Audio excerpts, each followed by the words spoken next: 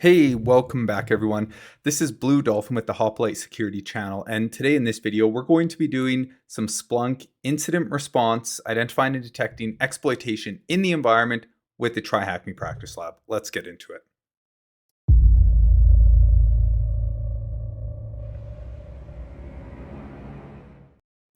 Jumping right into things here, but first keep in mind, I do have a blog where I have write-up solutions as well. So I'm gonna put that blog in the description below. Feel free to jump over there and follow along if you wanna see write-ups, screenshots, and get more of an in-depth explanation. But let's just jump into the first question here. So what was the URI which got multiple brute force attempts? What comes to my mind is when you run a brute force against a URI, it's usually a discovery tool of some sort, like a discovery tool, a directory discovery tool. So you could use the OWASP, they have a directory buster in their tool. You can use Derby, you can use Burp Suite. But I think a great place to start when it comes to building this query is just going after those HTTPS statuses and just kind of formatting that into a table so we get a visual at a high level at what's going on. So we don't get lost in the haystack of all the information. So let's just start with our index here, which is in. Hey, sorry about that. Super embarrassing. I had the time set to 24 hours. So the time is now on all time. Okay, taking a look here. If we look at the HTTP method, we have so many. This is going to be really tough to try and get through. So let's filter this out a little more. And we can do that by coming down here to where it says http.http method. So this is kind of like a field within a field. And we'll click this. And we're going to want to take a look at those GET requests, because when you are typically doing any type of brute forcing for a directory, you are going to be doing hundreds of attempts, and usually with the dictionary. Well, you can see we still have 16,000. So that's not the most helpful. Why don't we go ahead and change this state to an HTTP status of 200? Again, if we just look in our fields, we can find HTTP status. We have 11 options, and we'll add 200.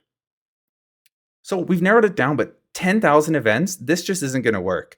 What we can do now is actually transform this data by using a transformative command just to help us get a visual. So we're going to pipe this through the top command, and we're going to limit, we'll say 20, no more than 20 of the HTTP URL that was found in the 10,000 queries. And then hopefully we can see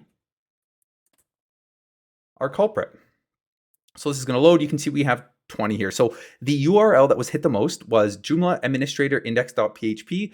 Now, this doesn't seem like URL brute forcing as much as some type of brute force login, but this is going to be our answer right here. All right, let's jump over to the second question here. The next one is going to be against which username was the brute force attempt made? Well, if we assume that the URL from the previous question is the correct URL, it could be different, but in this case, it's not going to be. So what we're going to do is, I initially went down the rabbit hole of chasing HTTP status 200 requests, and then I was looking for like 404s, and I thought, but then I took a step back and realized they're actually all running in as like 303s, which was crazy. So a good approach to this is to actually change up our search here, and we want to include two things. We want to look for form data, because the question is talking about brute forcing. So typically brute forcing is done over a form of some type, and it's going to be over a post request. So we can go ahead and change our HTTP. We're going to get rid of the status here, and we're going to change this to post.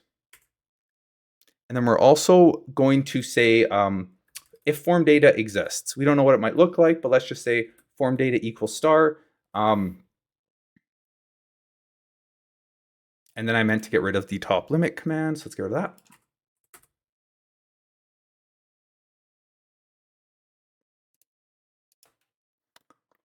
All right, we're just going to quickly change this up.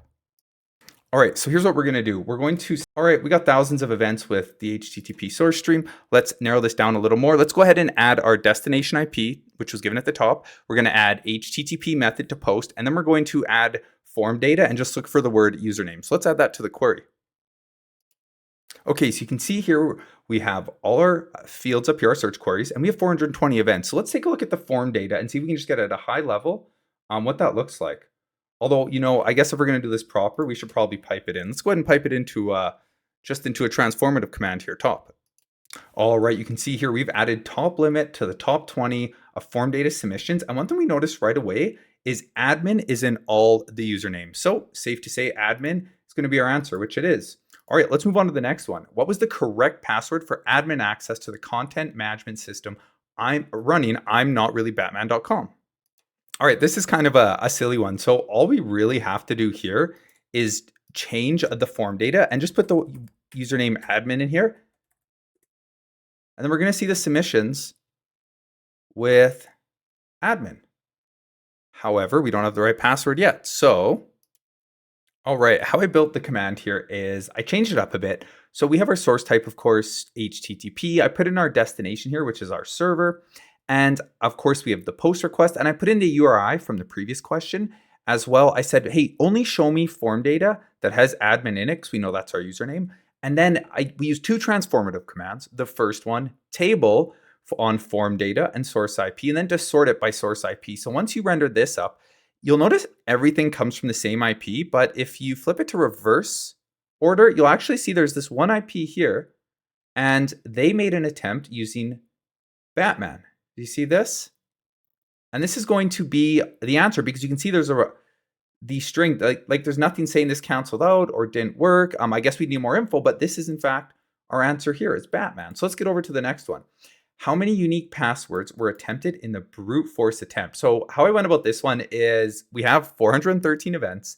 And I know that typically when you run a tool like this, if you get a successful login hit, you'll actually go and manually log in after the fact. So I took the 413 events here, minus 1 for the assumed manual login, and that gave us 412, which was the answer. The next question is, what IP address is likely attempting a brute force attack? I think this is pretty obvious. We see all the IP addresses here. This is going to be our answer, is our current source IP. And then after finding the correct password, which IP did the attacker use to log into the admin panel? Well, we know it's right here. It's this IP, and that's it. So really simple. Anyways, thanks for tuning in. I'll put the blog down below so you can follow along. And